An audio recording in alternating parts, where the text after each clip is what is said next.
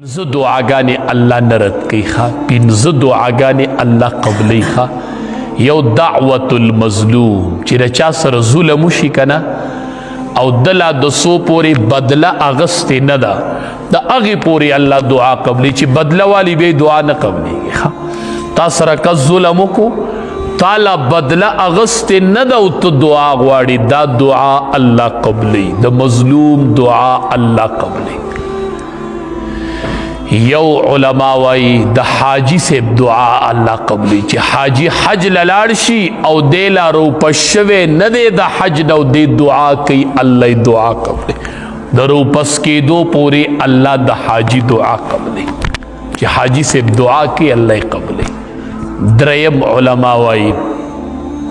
دعوت المجاهد چې مجاهد جهاد لتلې دی او فی سبیل الله جنگیږي سو پوری دے کور تا واپس راغلے نہ دے د اللہ دعا قبلی د اللہ دعا قبلی سلورم احادیث و مبارکو کے رازی دعوت المریض دا مریض سڑی اللہ دعا قبلی دا بیمار زان نہ خبر نہ دے دا بیمار چے نا جوڑی او دا بیماری پا حالت کے چے سولا دے خشوے نہ دے د اللہ دعا قبلی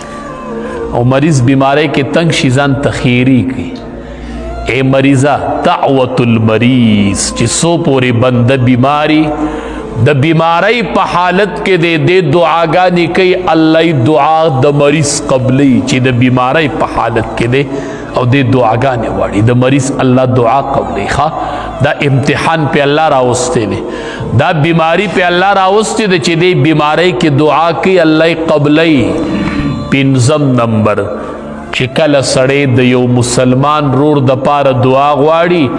او هغه په هغې ځای کې حاضر نه وي دا دعا الله قبلوي ښه پیشې شه موږ پیشې شه دعا کوو که د سړي جامې وباسو پیشه چې سړی بل مسلمان ته دعا کوي الله دا دعا قبلوي نبی علیه السلام فرمایل وی په دې پنځو واړو دعاګانو کې د ټولو نه زر قبلېدونکې دعا هغه ده چې سړی د یو مسلمان د پاره پیشه وغواړي ښه مسلمان غایب دی تو ولا لاس اوچت کې او دعا ولا وغواړې هغه شته دی نه او ته ورله دعا وغواړې دا دعا الله ډیر زر قبلی او یو فرشتہ ور سره आवाज وکي ولک بمثل خدای دلم دسی ورکی دی چې بل لغواړي الله ته دل ورکی ته په بل خورس خو خوا الله به پتا خورز راولي نن د ناکامۍ اسباب زمونږ دادي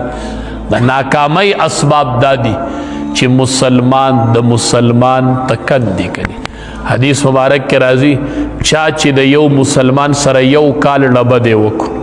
یو کال و سره قطع تعلق وکړو یو کال یو مسلمان د بل سره خبرې ونه کړلې وای د دومره ګناه وکړه لکه د چې د وینه توی کړله ښه دومره لویه ګناه وکړه چې یو کال د مسلمان سره خبرې ونه کړلې دا دومره ګناه ده لکه چې دی ووجو د وینه یې توی کړله ښه یو کال چې د مسلمان سره خبرې ونه کړلې غوره بنده پیژنئ وایي غوره بنده هغه دی چې کله د دوو کسو ړبه دی دی یو بل له مخې له ورشي دا یو پې په سلام کې ړومبی شي چې السلام علیکم ورحمت الله دا غوره بنده دی ښه که دو ورته سلام واپس کو خو ښه خبره ده که سلام ورته واپس نه کو الله به د دا ګناه په هغه بار کې د پاسه ښه خیر دی